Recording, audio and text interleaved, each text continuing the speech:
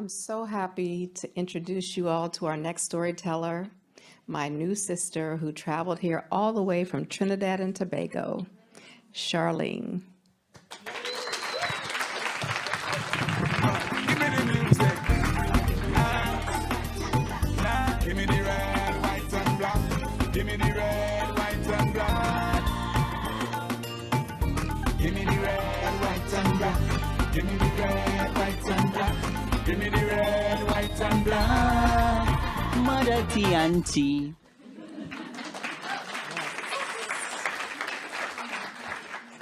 Greetings, everyone. I am humbled, honored, and privileged to be a part of this forum. I am a hurt mother. My truth is titled Lost Files. I live in this beautiful twin island republic of Trinidad and Tobago, famous for our steel band, calypso, tassa, and our unique diversity of races. We have the greatest show on earth, Carnival. However, beneath that beauty, we have issues like any other country. Here lies the horror of institutions and establishments that have evolved from a terrible cover-up.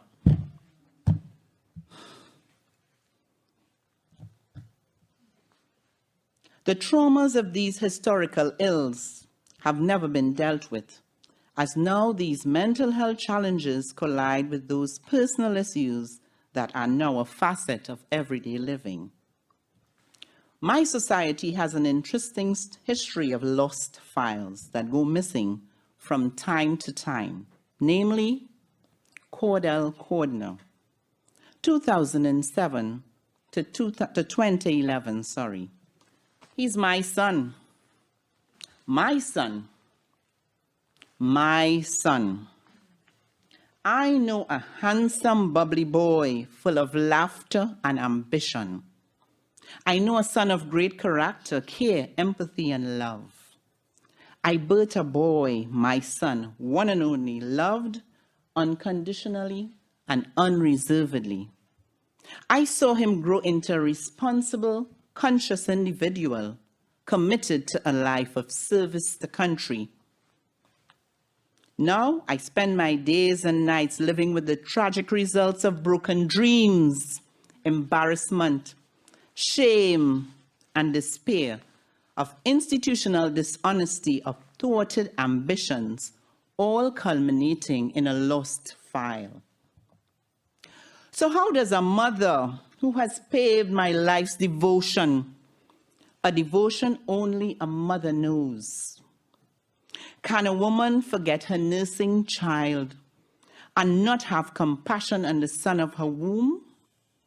Surely they may forget, yet I will not forget you. You see, I have inscribed on the palms of my very hands, your walls are continually before me. Isaiah 49, verses 15 to 23.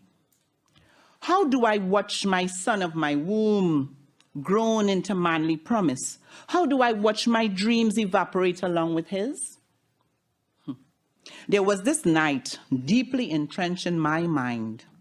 We had an intense discussion, and thereafter he couldn't stay still or confined to our living space.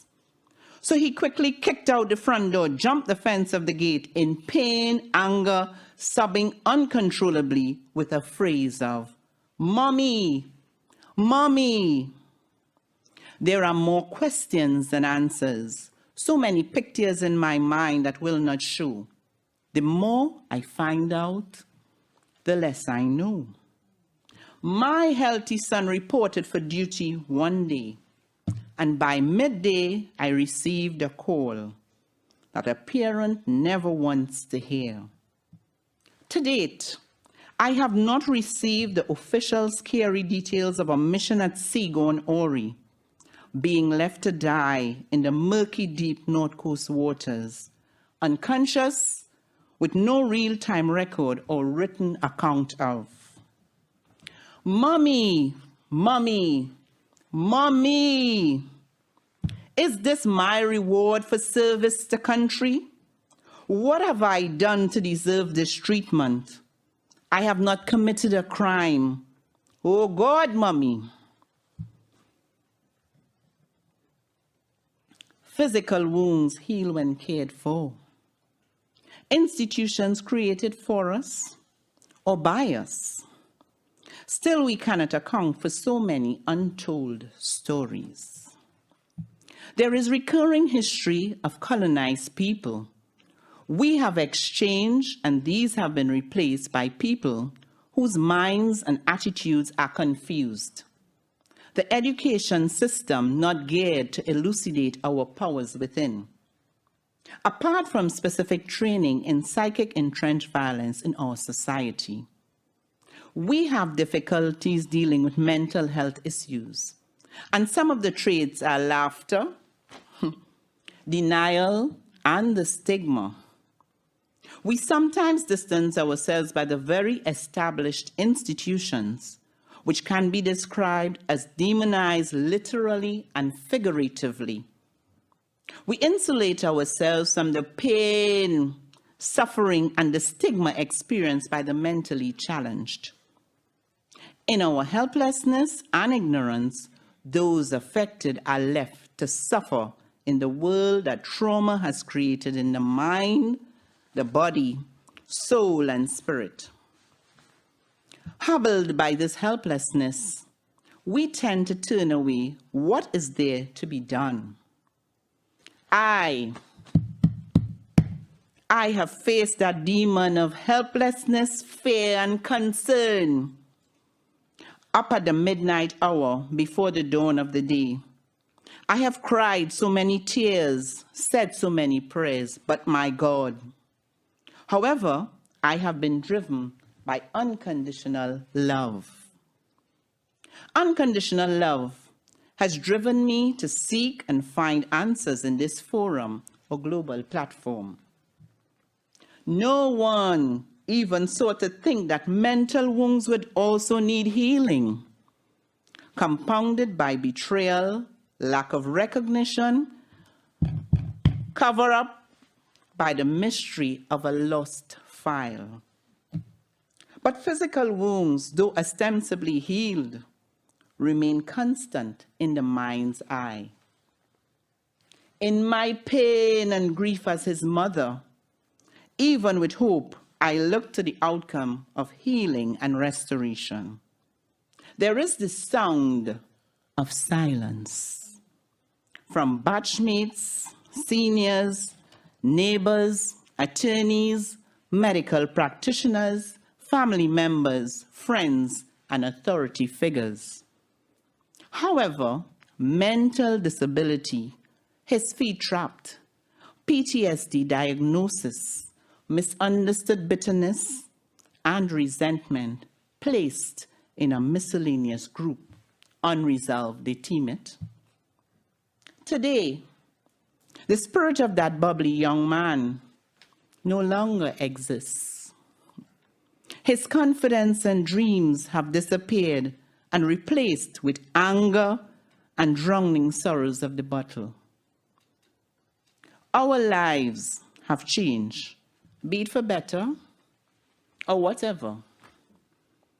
Our lives have changed, be it for better or really whatever. Our lives have changed, be it for better or really whatever. Now, we have committed to educate, advocate, and restore whilst getting to the heart of the matter. Our nonprofit organization, Mental Health Reality Wellness, Trinidad and Tobago.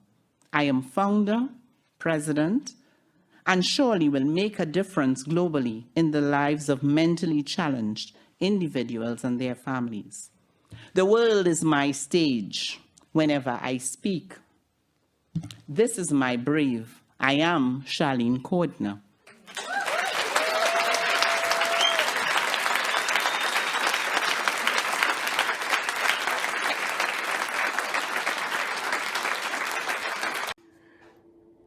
Hello, my name is Laura Vantosh, and I live in Seattle, Washington, in the United States of America.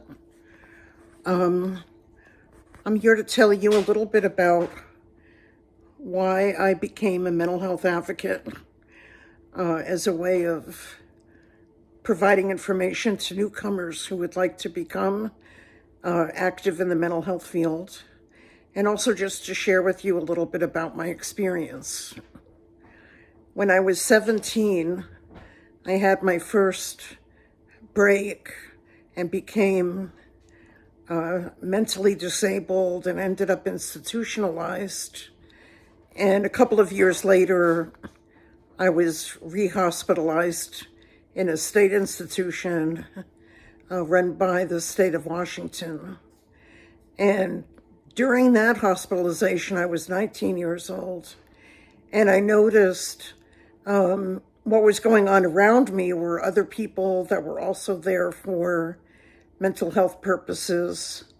And unfortunately, I noticed that people were not treated particularly well due to a number of issues. One, including that the hospital was a very old facility, kind of run down and vacant in certain parts of the institution. And also the staff were burdened by many people that were on particular wards within the hospital. So it was difficult for the staff to kind of maintain calm and recovery. So unfortunately, it was during that institutionalization of mine that I realized that things needed to change for people who were hospitalized. And oftentimes, many of us that were there were hospitalized against our will. We were involuntarily committed to certain terms within that hospital. And I realized that things could be different. And so when I finally got out of the hospital, I joined some peer support groups in the community and realized that I could come together with other people like myself to start talking about what happened in the institution and perhaps making some change. And that's when I first discovered the opportunity to be an advocate, working with other people like myself who had difficulties and working with the people who run the institution and are supposed to oversee these institutions on ways that we can again make some change and make these environments better for people to get well. Good morning or good evening, everyone. Here, Sever Joseph, member of Global Mental Health Peer Network. You know, WHO declares there is no health without mental health. To be a mental health advocate to promote the well-being and rights of people with mental disorders. It's also about being an influential advocate in health governance for the integration of mental health into local, national, and international health systems. For example, Haiti is one of the countries where the population suffers from high levels of anxiety, trauma, fear, and depression due to widespread violence. On what's non-stop and forever to be true defenders of global health. Thank you very much. Hi, my name is Tony Bader. I'm a behavioral health coach, and I have a diagnosis of depression, anxiety, and post-traumatic stress disorder, and I had a long history of substance abuse. And I'm honored to be here today to tell my story of lived experience. Unfortunately, 1 in 9 girls are sexually abused, and I would say that early childhood sexual trauma was the stressor event that had the longest lasting effects on my life. Approximately from the ages of 9 to 11 years of age, I experienced sexual abuse. Like many trauma survivors, I used alcohol to numb my feelings and self-medicate. My drinking continued to progress in my life until I spiraled out of control. Eventually, I hit bottom and I decided that I need to do something different, and I stopped drinking. After I stopped drinking, I started to experience a great deal of anxiety. So I sought treatment, and I was diagnosed with depression, anxiety, and post-traumatic stress disorder. Emotionally, I had feelings of shame and then waves of different emotions such as anger and sadness to numbness and lack of emotion. For a very long time, I denied that I had any feelings related to the traumatic events. The fear of being out of control and losing it or going crazy was very prevalent in my life.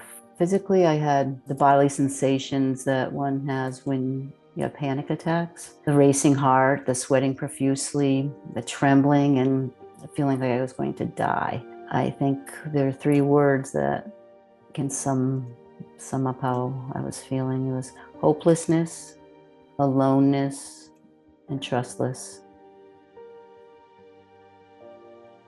You know, I read so many articles and books about how there is typically one individual, be it a mentor or a relative, that has had a strong impact in one's life. And I would have to say that my dad, who passed away in 2011, really was that person for me.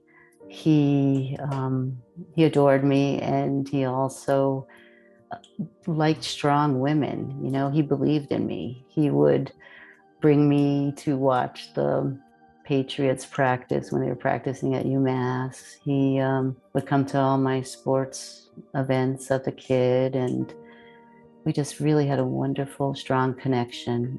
I think that my involvement in sports, even to this day, I play actually USTA tennis once I became sober. Sports provides you with confidence, and that really helped me cope with the stress and trauma.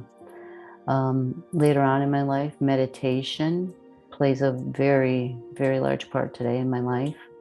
And activities that cause a sense of flow, being so involved in that zone that that's all you think about. It's a form of meditation. And I was doing a good deal of metalsmithing. I took some metalsmithing classes, and I was designing and creating jewelry. And that was very healing for me. And so now, when I engage in other types of activities that create that same sense of flow, I really aspire to that. And I think to, sum up everything in general, it's, PERMA as positive psychology, in which, I am a positive psychology coach, positive emotion, having gratitude, engaging with other individuals, having a good support network, and having meaning and purpose in your life. I have a lot of grit and an internal locus of control in which I don't really have to rely on others for reinforcement or to motivate me. I take pride in my work and wanting to do things well. So I think that personality trait definitely assisted me. And also a sense of humor. I mean, when I look back in my life and everything I've been through, I still am able to maintain a sense of humor and find joy in things. And that's the beauty of recovery. When I think of resilience, I think of Hemingway's quote of, "The world breaks everyone, and afterward, some are stronger in the broken places." And I think that I've adapted and bounced back from adversity, even from the primary stressor and traumatic event in my life, and also my drinking and substance use, and many more difficult experiences in my life. And I do feel stronger in that sense of grit and fortitude that I am going to do my absolute best to accomplish my goals and do things that are meaningful in my life. I prioritize self-care, and I know self-care can be a buzzword, but for me it includes absolutely getting 8 hours of sleep a night, and I'm pretty rigid about that. When I don't get my 8 hours of sleep, I get antsy and panic, and I'm like, I'm not getting enough rest. I need my rest, because I know that getting quality sleep is so important to my mental health. Also, regular exercise, good nutrition. I try to eat well. Once in a while I'll have a hot fudge sundae and some junk, but all in all, I try to eat well. Guided meditation at night, and a gratitude practice. At the end of the day, I think of 3 things that I'm grateful for from that day. And I also follow my treatment regimen regarding medications. And I'm currently trying EMDR, eye movement desensitization and processing, to help with my PTSD. Everyone has the potential to be resilient. And I think that it's easy for me to say now, find purpose and meaning in your life, and that will help you. But I think that what truly I can offer to individuals is that serving others, that has how I have definitely found purpose and meaning in my life. And that made me get up in the morning, even regardless of how I was feeling, being an advocate to destigmatize mental illness. I'm such a strong proponent of that. And anytime I have the opportunity to tell others of my story, and to also tell them, don't give up. There is hope. And, at different points in my life, I thought things were hopeless. And they're not. Things will get better. Things can get better. Hello, my name is Kriti, and I'm representing America's region for Global Mental Health Peer Network. I'm here to share my mental health advocacy story with you all. In 2012, I started as a young community-based researcher in India. I worked on various international development projects, including sustainability, gender, water and sanitation, and climate change. To my surprise, every time I visited field, I realized these international development projects never or little included mental health and psychological empowerment into these agendas. So I took the field notes seriously and decided to pursue a terminal degree from the US that talks about community involvement and primarily talks about intersectionality of mental health with social problems. In 2012, when I arrived in the US as an international student, I realized that I need to struggle with loneliness, feeling of anxiety and uncertainty, and lack of belongingness, which is a part of acculturation process and challenging difficult migration policies. So my personal and my professional journey made my interest in mental health advocacy and community data stronger. So today I'm using critical platforms such as Global Mental Health Peer Network to share my mental health advocacy story with you all. Thank you. that? Well, the first exposure I had to the mental health system was when I was 18, and I had actually come back from working in Germany for a year, and I was sleeping 20 hours a day. I just couldn't get enough sleep. And then it flipped to not sleeping, and only sleeping about 3 hours a day.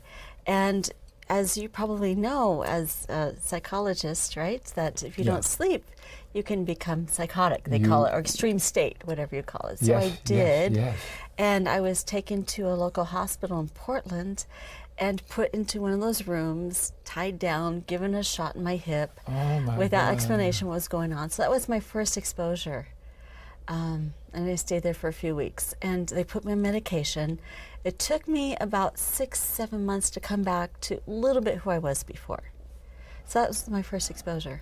Wow. So did you have an impression then based on that experience? Yes, yes. And but I didn't let it stop me, and I tried to go on. I did get a couple degrees. I have done different jobs, and I've been very lucky to get support from friends and family, as well as system people too. Yeah, so for the last 5 or 6 years, you've been more deeply involved than in your life before.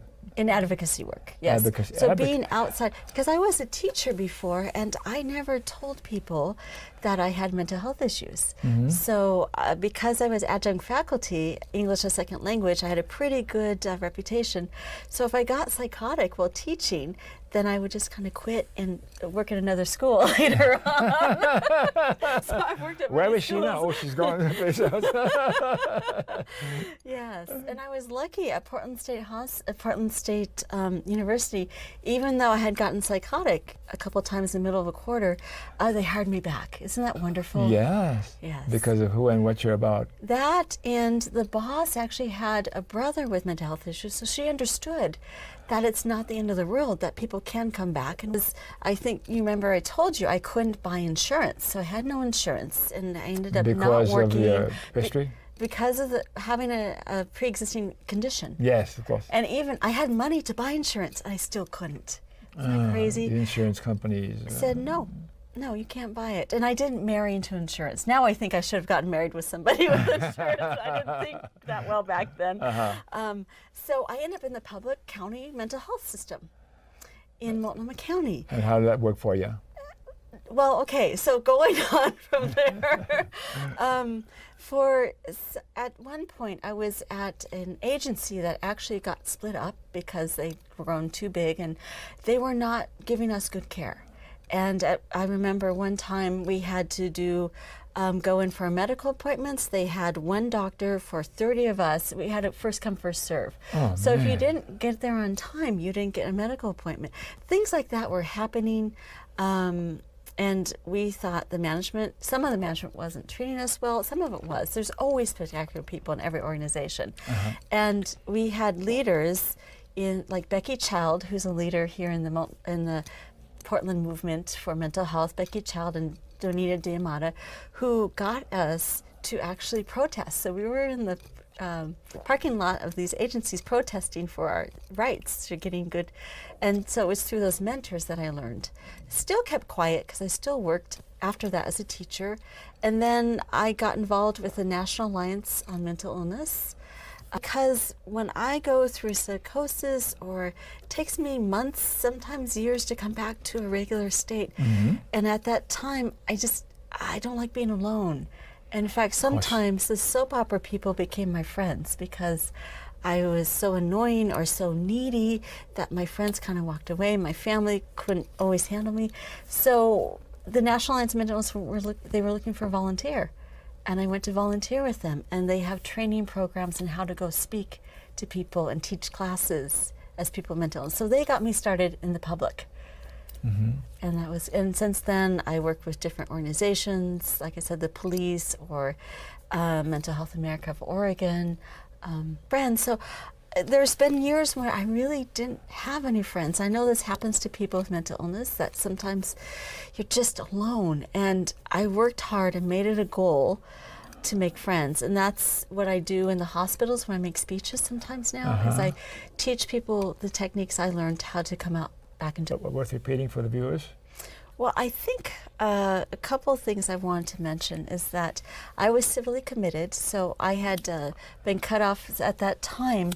If you're on mental health in Multnomah County, you're doing well, they didn't have money, they cut you off from services. Yeah. And then I couldn't get medication, and then I didn't speak to people for a few months, locked in my house. Police had to come get me, take me to the hospital. Oh, my Civilly gosh. committed, lost my rights, and then I appealed it through a lawyer, and it was proven that I shouldn't have been committed.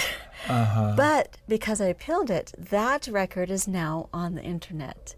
It's used as a legal precedent in some cases, and So the you lawyer shouldn't have been committed. shouldn't have been committed, and yet it's on the internet. And Benjamin Hale, the lawyer I worked with who appealed it, he and I worked together, and in Multnomah County now, if you appeal it, That's in Portland, Multnomah County. Portland, Oregon. So if you appealed it, your name goes out, used to go out with the whole record. And now if you appeal, it's only the initials. And Benjamin Hale, well, it's partly me, really helped get that